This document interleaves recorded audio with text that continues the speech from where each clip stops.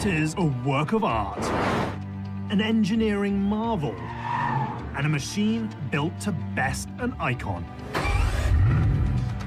We only make one car, and then we do that only every 10 years. Now, France's most famous marque is back with an all-new 2.4 million euro, 1,500 horsepower machine called the Chiron. If we say we want to build a car that makes it to a top speed above 400 km per hour, you need to deliver. After nearly a decade of design and engineering, it's finally time to push the boundaries of the automobile. This one is a pre-production car. Before the brand can deliver the machine to market, they must first race the clock and crack the 400-kilometer barrier. Here, have you a look on this? Every day counts, and there is no margin for error. This is a once-a-decade inside look at the last big push to build the next Bugatti.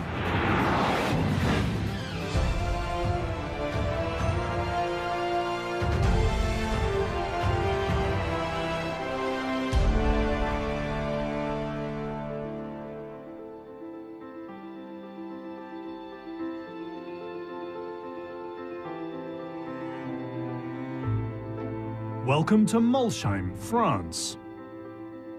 A land rich with history and the ancestral home of Bugatti automobiles. We are here in the atelier. That's the place where we produce all the Veyron before, and now we had to adapt the atelier to the new car, to the Chiron. This is one of the most unusual car factories in the world. Everything here is artisanal, and there's rarely a rush. Yet today, the pressure is palpable. It is just 6 months before the brand's newest hypercar begins production. We have a short period of time to get going in our factory, so the next race is running. Just 500 cars will ever be built, and each one carries a 2.4 million euro price tag before options. Yet two figures really stand out.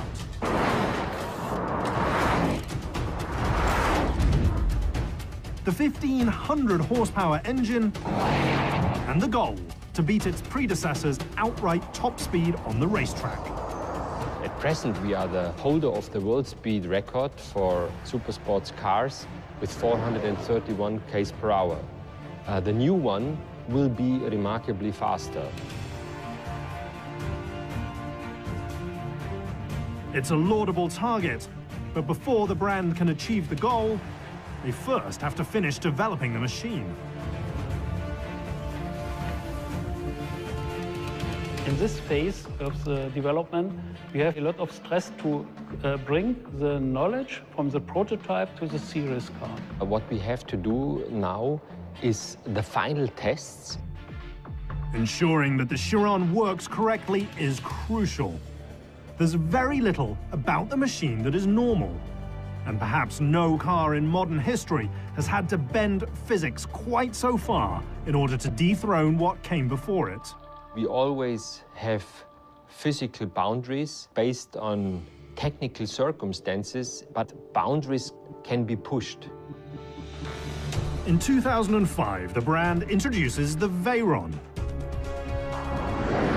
It is a moonshot, the likes of which has seldom been seen in the automotive world.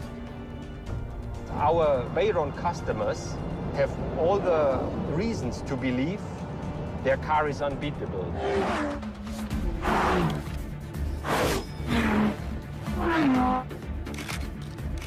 Ten years later, however, it's a different story. Competitors nip at the company's heels, and the marque needs a new machine to hold on to their record for the world's fastest production car.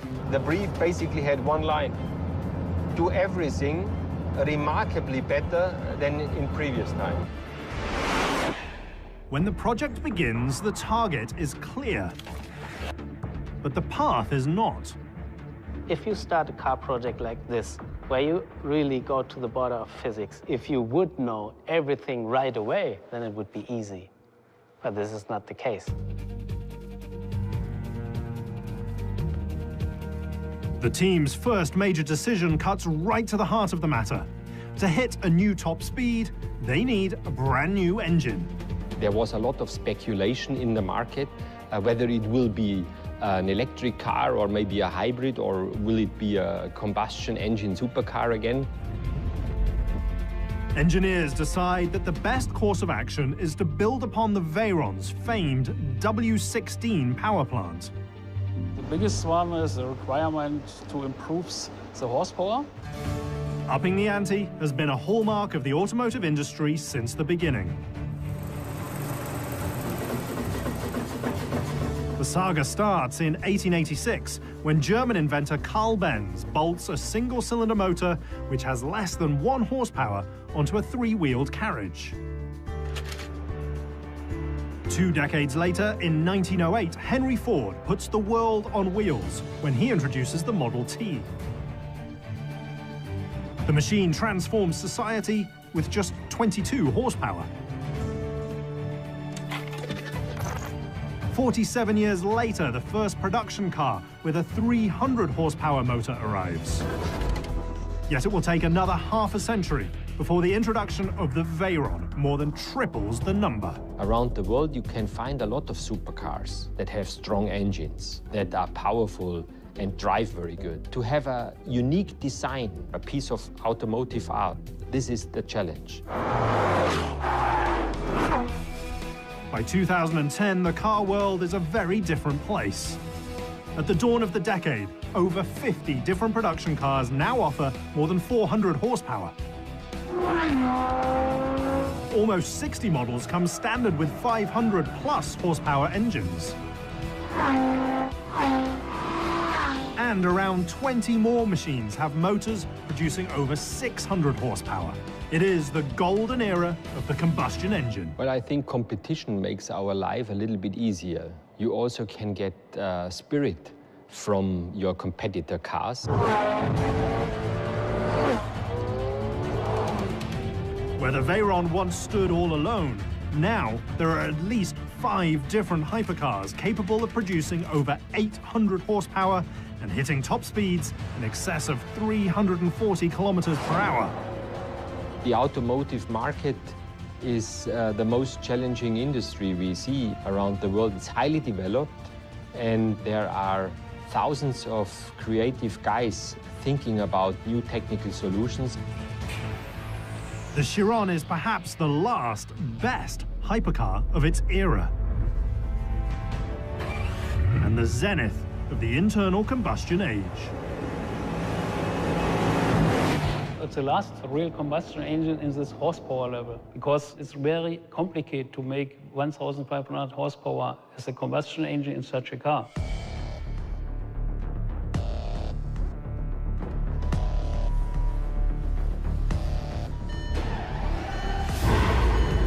The man pushing the limits of combustion tech is Wolfgang Dürheimer, the CEO of the brand.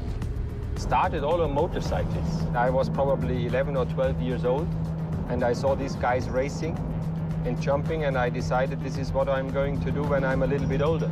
Dürheimer quickly realizes that his gift isn't piloting a machine, but rather designing it. I can practice day and night. I never will be a world champion. So I thought it's better for me to focus on the technological side. The desire to become an engineer leads him to Munich's Technical University, where he wins a Fulbright scholarship. Yet it's an idle flip through a motorcycle magazine that changes his life. I read about a problem with racing motorcycles, and I thought this is a good subject to work on. It's the start of a remarkable engineering odyssey. I got a call from Porsche. Do you want to become the product line director for the 911? A year and a half after landing the job, Dürheimer is running Porsche's entire R&D department. Honestly, at the beginning, I couldn't believe it. I thought that this is the max you can reach as an engineer. It's fast, it's the 911, and you think there is no possibility to peak it again. One phone call later, that sentiment changes when Dürheimer is offered the top job at Bugatti. I would say it's a sequence of lucky questions thinking about the Bugatti offer and knowing this car, you again realize there is always room for improvement. Improvement that starts 3 years earlier. The last iteration of the W16 produces 1,200 horsepower. To exceed the Veyron's top speed, engineers calculate that a new engine needs a 25% increase in power. That's equal to the entire motor in a normal car. We defined very early in the project that we need 1,500 horsepower. 1,500 horsepower motor would be the most powerful engine ever built for a series production car.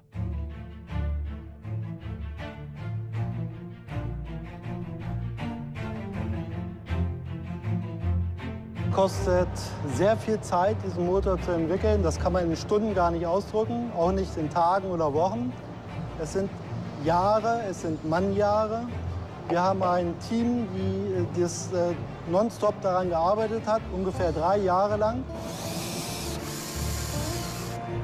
The power plant takes a long time to engineer, but only 6 days to actually put together.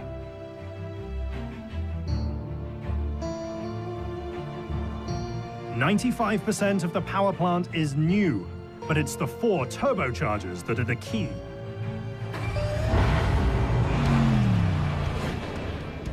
When the engine is first fired up, only 2 of the 4 turbos kick in. But once the engine hits 3,800 revolutions per minute, the other pair spin into action. The result is an engine that produces maximum torque over 70% of the power range. Es gab durchaus Probleme bei der Entwicklung, die mich auch nachts nicht losgelassen haben. The extra power creates another challenge, namely how to cool the new motor. So the team develops a new water pump that's capable of circulating 800 liters of coolant. That's close to 10 average bathtubs. And at full speed, the pump moves that much liquid through the entire engine every single minute. Once the prototype engine is complete, they take it to an advanced test bench, where they discover yet another roadblock. When we put the engine at first on one dyno, the dyno was overheated and it breaks. To check their creation, the team has to build a new facility. To prove the engine's metal, they run it for 25 hours straight at full throttle.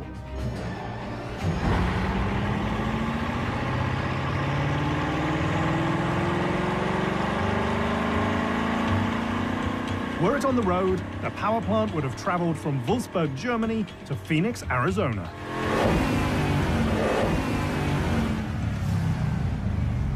Heat management is a big challenge for such a car. If you have a combustion engine with 1,500 horsepower, you have more than 3,000 horsepower as heat reaction. 3,000 horsepower is enough energy to run an average house for over 2 months. Finding a way to dissipate it comes down to the stroke of a pen and a cut-off line.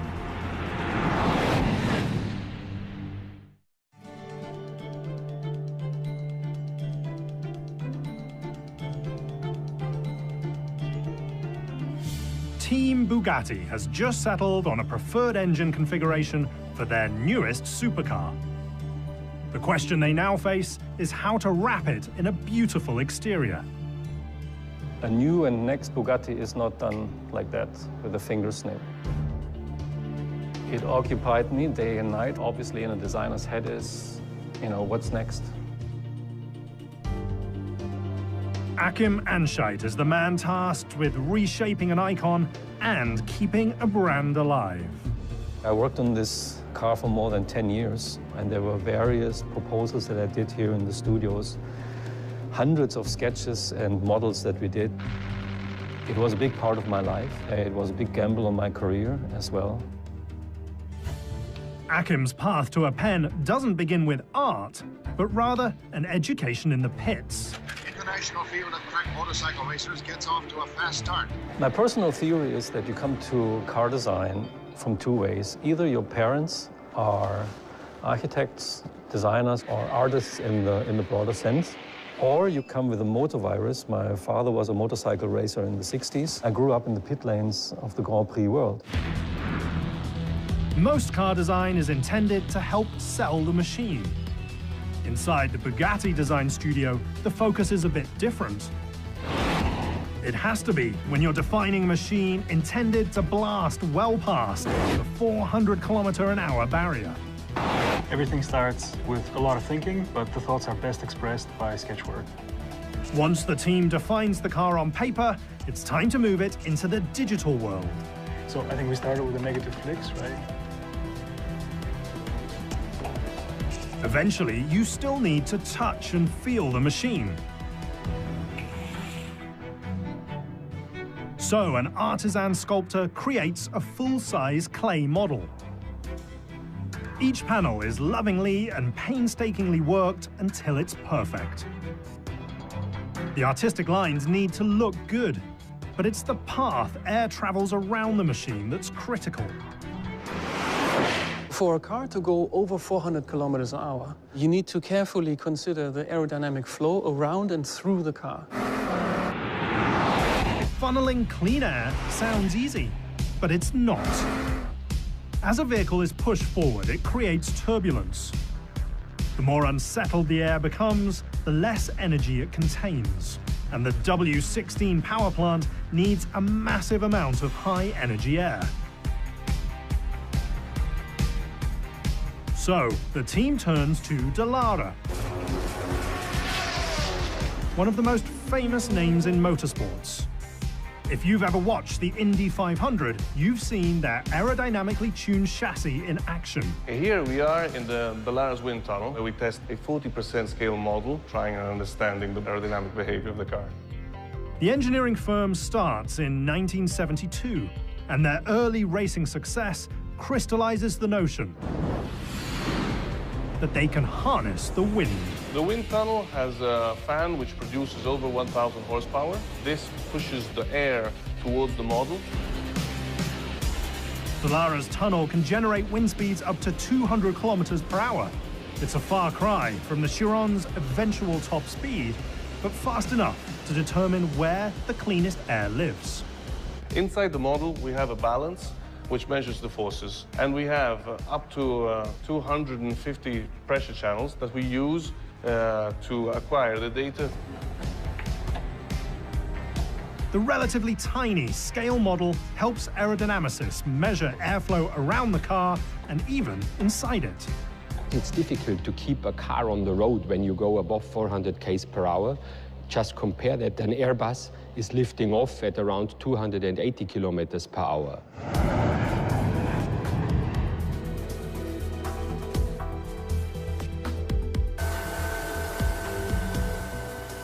The team discovers that the air that wraps around the top half of the car arrives at the intakes with 95% of its pressure intact.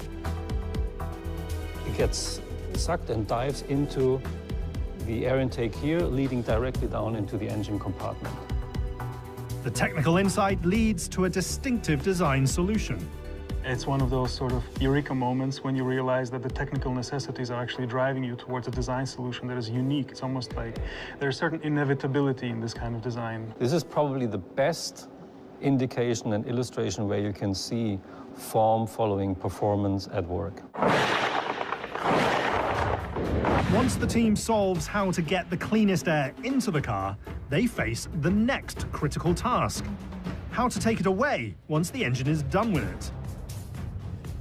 The quest to pull air out of the engine compartment leads to the striking cut-off rear end. Weil wir haben eigentlich gefunden im Windkanal, dass wir nur durch das untere Drittel vom Stoßfänger, wenn wir da Druck ablassen und in die Seite reinpusten durch das Radhaus, das reicht eigentlich schon als der Effekt, den wir suchen.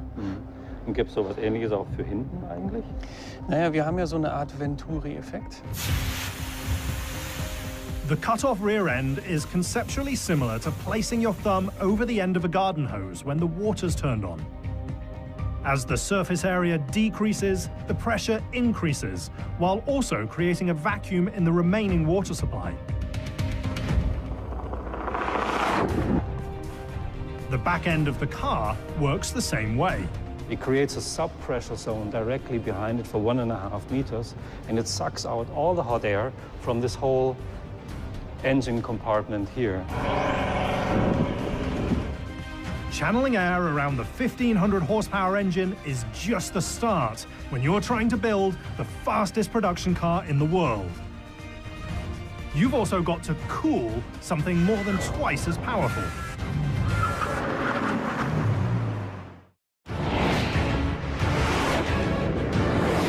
The Chiron's 16-cylinder power plant generates 1,500 horsepower and pushes the machine to a planned top speed well over 400 kph. Yet going fast is just half the battle. If you want to stop the car out of 400, you need 4,000 horsepower. So that means this thermal energy you have to get out of the car somehow. To cool the car's brakes, the team literally attacks the problem head-on. We have an integrated brake cooling air duct in the headlamp, which leads high-pressure air directly onto the brake. Like the Veyron, the Chiron combines mechanical brakes at each wheel with an air brake at the back. If you start braking from 400 with this air brake and the mechanic brake, you can have a deceleration up to almost 2G. 2G, or twice the force of gravity, is impressive. Yet the power of the mechanical brake is even more surprising. The new brake is 3 times more powerful than the engine. All that power is tested inside of a brake dyno.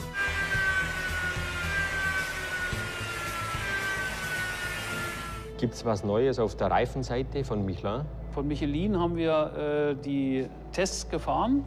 Wir fahren mittlerweile die Reifentests auf dem Dynamometer. When you're blazing a new high-performance trail, a big engine and powerful brakes aren't enough. You've also got to develop a new set of rubber. We said it's gonna happen, but I don't know how today.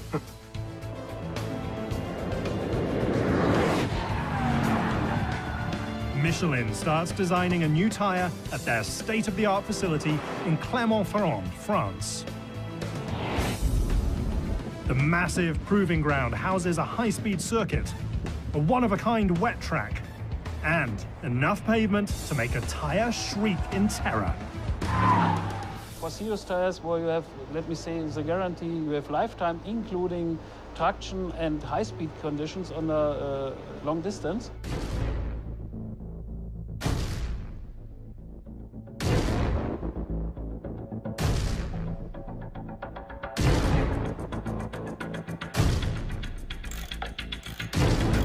With just months to go before production starts, the guarantee is so critical that it needs to be written an ocean away. Inside Michelin's aircraft tire test center in Charlotte, North Carolina. It's a very secret facility. It's the only facility to have tests in this extreme range far beyond 400 kph. We are talking about beating our own speed record, so we have more force on the tires at this very high speed. Above 430 kilometers per hour, a tire will experience over 3,000 times the force of gravity just inside its air valve. The Michelin used to design tires for racing, 24 hours of Le Mans. Le Mans racing cars top out at around 340 kilometers per hour.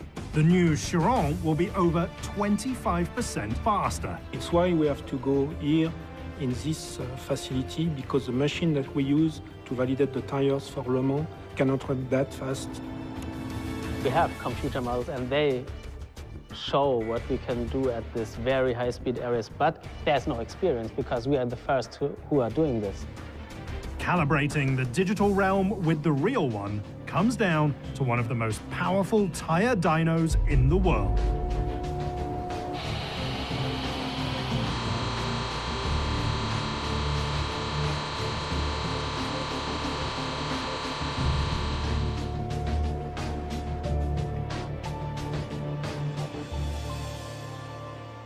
We are not far away from start of production. I could see that the tire is really capable to go for this speed. This is very confident for me.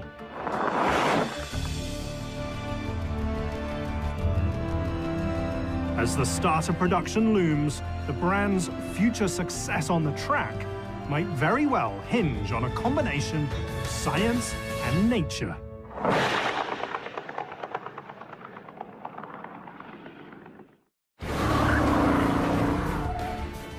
After nearly a decade of deliberation, Bugatti has finally chosen a path for their new supercar. They've built and tested a 1,500 horsepower motor, designed an exterior shape with optimal airflow, and engineered new brakes and tires. Yet the race to the finish line has just begun. This is an outstanding challenge that you need to cope with every day when you work. For us, there is no room to fail.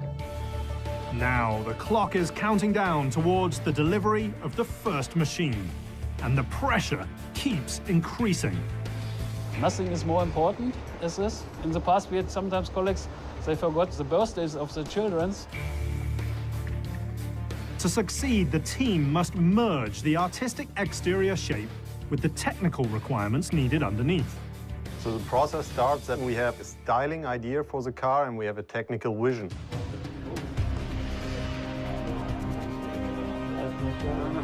Style and tech collide back inside Dallara Automobili, where they use a very earthly material to design a cutting-edge carbon fiber monocoque. As you can see here, we are a lot of engineers developing the monocoque. A monocoque is an automotive design technique where the exterior shell of the vehicle provides structural support. The process begins by merging the design department's 3D computer model with the lessons learned inside the wind tunnel. We focus on CAD, creating 3D geometries. We make simulation through FEA. FEA, or Finite Element Analysis, is a computer tool that simulates real-world forces.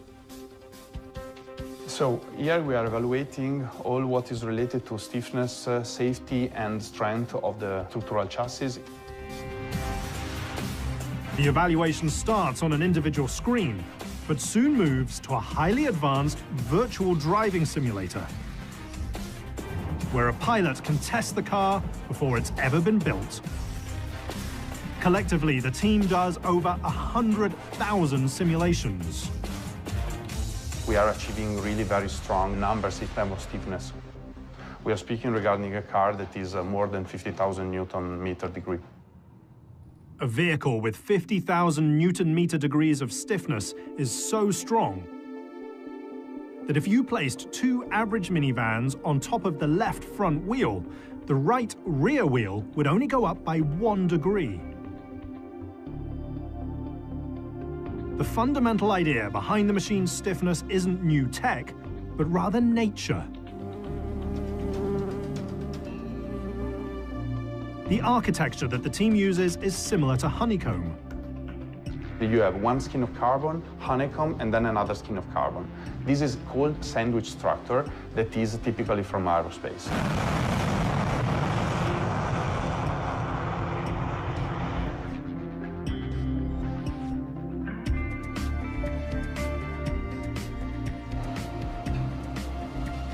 Inside an aerospace-grade clean room, 50 artisans handcraft the honeycomb structure, where it takes 150 layers and over 1,500 hours to assemble a single monocoque.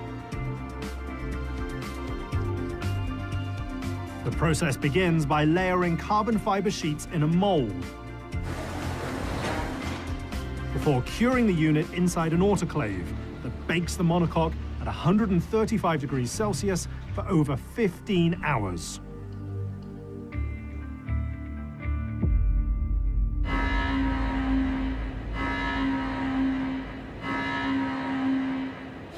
Once the unit is cured, it's moved into a climate-controlled, state-of-the-art milling machine, where it will take an additional day to remove excess material.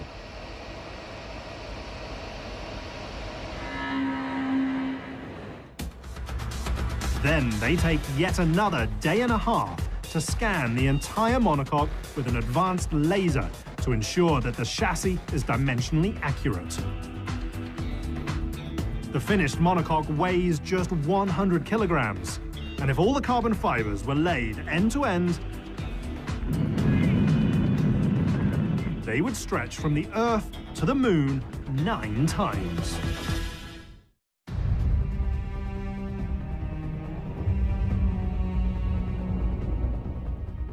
Time continues to tick as Bugatti engineers race to wrap up the development work on their first new machine in over a decade. Now it's time to step it up a notch and run the entire vehicle on a chassis dyno. We need to do testing before road testing. That means test rig testing.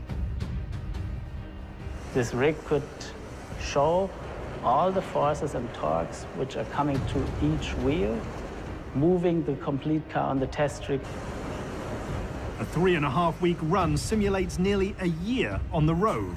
It's also the first improvement of the durability and to check really is the stiffness as simulated. Few people know the new Chiron inside and out, quite like Chief Engineer Willi Netteschil. I could believe it.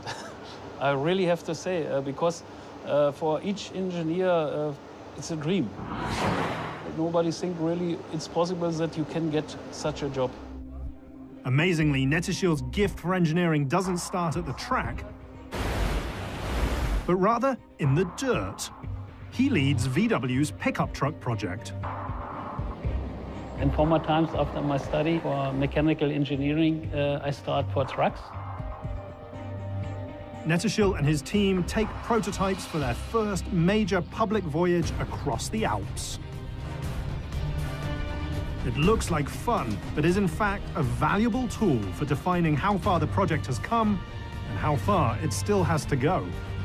I do a self-test now and then to evaluate the car yourself, to feel the reaction the car shows and what is the area where we still might need to improve.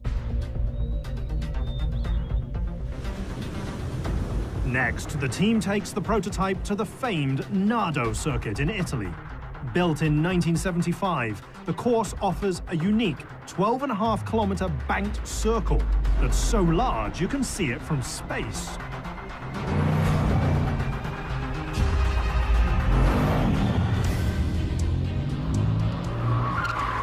In this Nardo drive, I remember that we felt some reactions on the rear axle that I in particular didn't like too much. Als wir das letzte Mal in Nardo waren, haben wir ja an der Hinterachsabstimmung nochmal bestimmte Änderungen vorgenommen. Das haben die Herrschaften jetzt hier verbaut.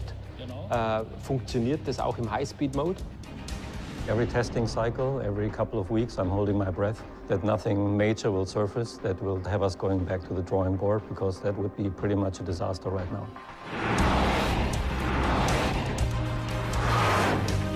Preventing disasters doesn't just happen on a track. While some prototypes are built to be run hard, others are manufactured to ensure perfection. Welcome to IndyCar, a master at high-quality artisanal small batch production.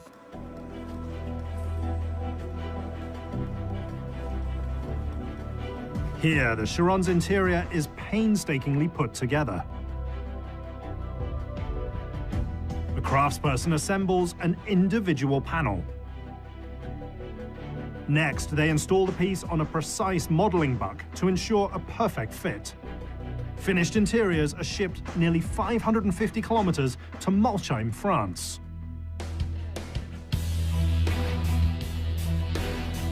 There are just a few weeks left, and the Bugatti atelier is in full swing, building the final prototypes. Last step before start of production. Everything is assembled by hand. You have no robots in the atelier, only people. We are assembling the car in a box, like in a Formula One.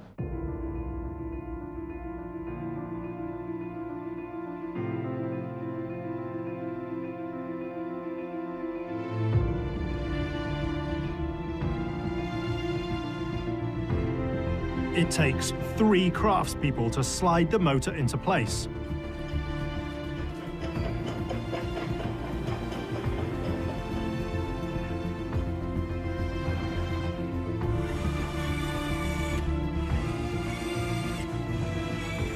And just 14 bolts connect the rear chassis to the occupant cell. When you produce a car who have a speed limit over 400 kilometers, every single process is critical. After 1 week, a new machine is ready for its first run on a road. A rolling road. We are making here all the road tests to make the running in of the brakes, for example. Next, they install the curved sides, which are the largest carbon fiber body panels in the automotive world. Then the doors go on. Front quarter panels. And rear engine cover. The level of detail is nearly unmatched.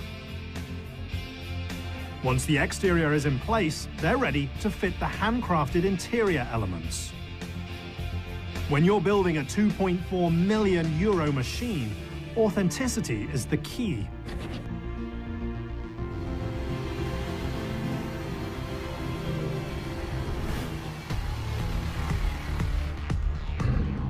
Finished prototypes head directly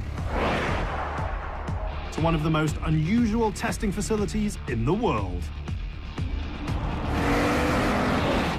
And the only place on Earth where the team can push the edge of the high-performance envelope.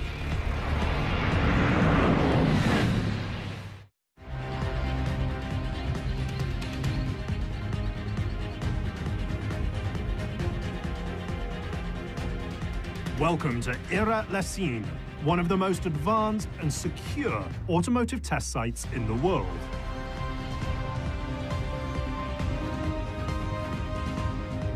This is where the Chiron will either get its stamp of approval for the start of production or send engineers back to the drawing board. Ira-les-Cygnes is my office, our office, yeah? Ira is holy ground for high-performance automobiles. This is the only place on Earth where car brands can push their machines safely towards the 450 km/h barrier. What is special here in Ira is really to have the top speed area. Engineering is often a marathon-like battle of measured steps. Before the team can go flat out for the world record, they need to incrementally prove the machine. Today, the goal is to cross the 400-km barrier for the very first time. This test now is really the final one for our team, where we approve really it's possible or not.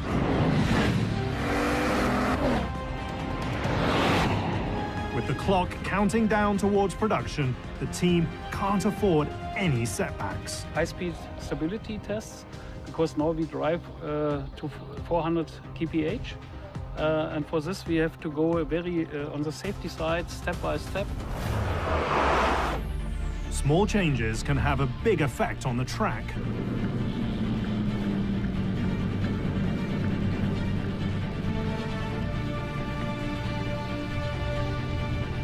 After a few laps, Loris returns to the pits. He can't cross 400 kph because the rear wing isn't deploying correctly. And if the team can't get the job done, serial production can't begin. I was telling them that I was doing some strange maneuver up on this banking.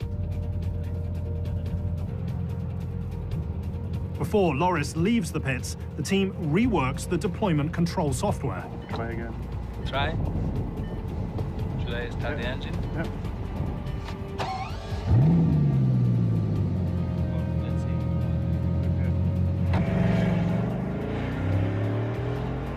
We're just checking the situation if the wing is okay, in a good shape. So that means, as an engineer, I'm still concerned that everything is working in a perfect way.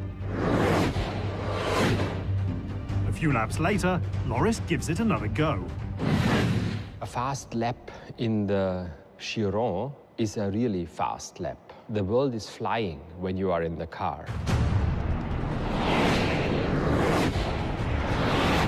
above 400 km per hour, everything needs to work out according to plan. It's taken Bugatti over 200 sets of tires, 5,500 laps at Era, and over 100,000 kilometers of testing to get to this point. Now, all they have to do is successfully drive past 400 kph so that the engineering team can give the green light for production to begin. You don't do it just in between two appointments during the day. Near max velocity, the Chiron covers over 120 meters per second. That's nearly the wingspan of two 747s every second.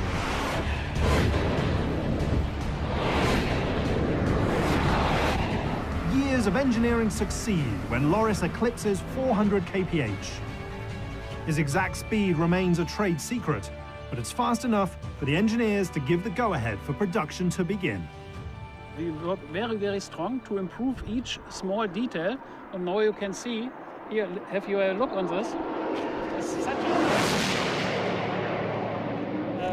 but the feedback is very, very good from the driver.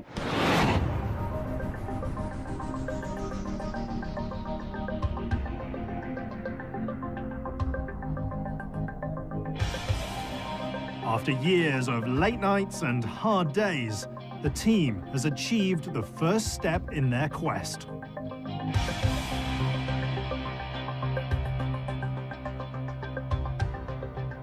They can finally deliver the very first all-new Bugatti in over a decade.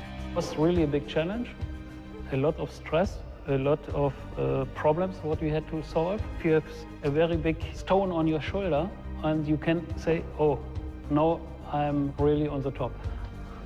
Now I achieved it. I always used to joke, my colleagues are doing 10 cars in a year and I do 1 car in 10 years.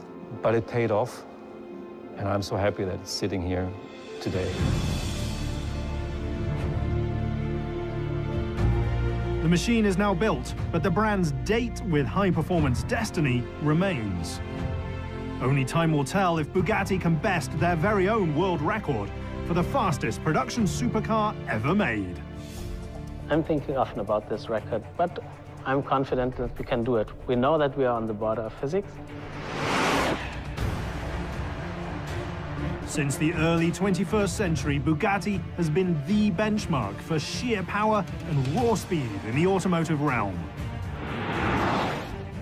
Their newest machine aims to go even faster and push the boundaries even further out of reach.